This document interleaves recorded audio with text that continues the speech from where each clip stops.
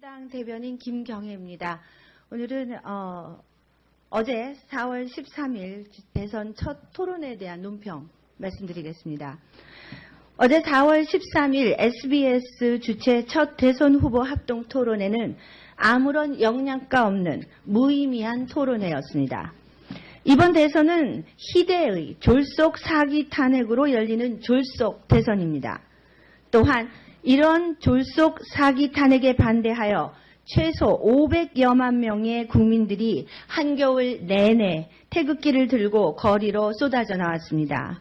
그렇다면 이번 대선 토론에서 누군가 한 명은 사기 탄핵의 진실을 밝히는 주장을 했어야 했습니다.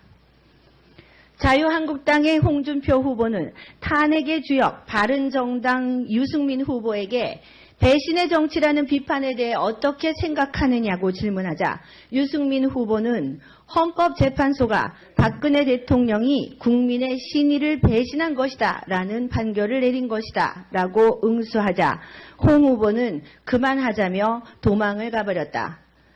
배신자 유승민에게 변명의 기회만 주고 박 대통령을 다시 한번 모욕한 셈입니다.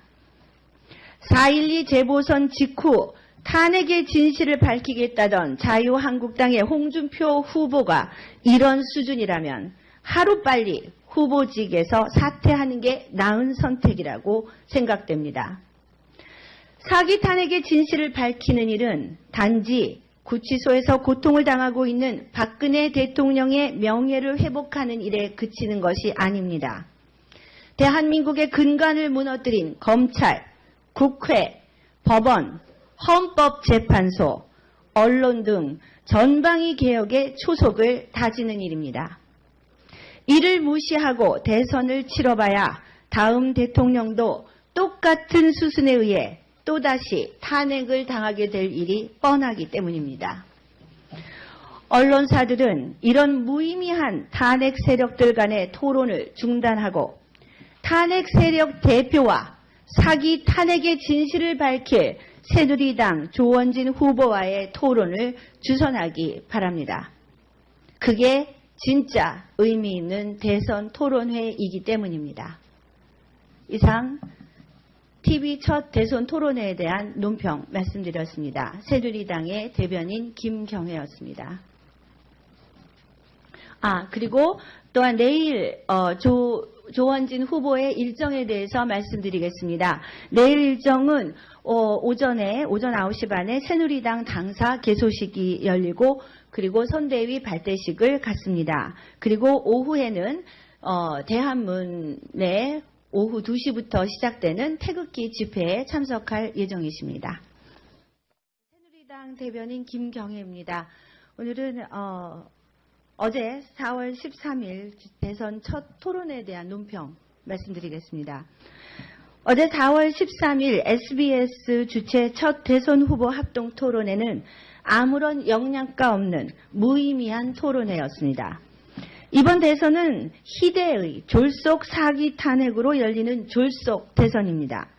또한 이런 졸속 사기 탄핵에 반대하여 최소 500여만 명의 언론사들은 이런 무의미한 탄핵 세력들 간의 토론을 중단하고 탄핵 세력 대표와 사기 탄핵의 진실을 밝힐 새누리당 조원진 후보와의 토론을 주선하기 바랍니다. 그게 진짜 의미 있는 대선 토론회이기 때문입니다. 이상 TV 첫 대선 토론회에 대한 논평 말씀드렸습니다. 새누리당의 대변인 김경혜였습니다. 배신한 것이다 라는 판결을 내린 것이다 라고 응수하자 홍 후보는 그만하자며 도망을 가버렸다.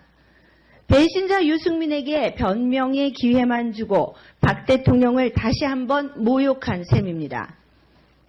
4.12 재보선 직후 탄핵의 진실을 밝히겠다던 자유한국당의 홍준표 후보가 이런 수준이라면 하루빨리 후보직에서 사퇴하는 게 나은 선택이라고 생각됩니다. 사기 탄핵의 진실을 밝히는 일은 단지 구치소에서 고통을 당하고 있는 박근혜 대통령의 명예를 회복하는 일에 그치는 것이 아닙니다. 대한민국의 근간을 무너뜨린 검찰, 국회, 법원, 헌법재판소, 언론 등 전방위 개혁의 초석을 다지는 일입니다. 이를 무시하고 대선을 치러봐야 다음 대통령도 똑같은 수순에 의해 또다시 탄핵을 당하게 될 일이 뻔하기 때문입니다. 국민들이 한겨울 내내 태극기를 들고 거리로 쏟아져 나왔습니다. 그렇다면 이번 대선 토론에서 누군가 한 명은 사기 탄핵의 진실을 밝히는 주장을 했어야 했습니다.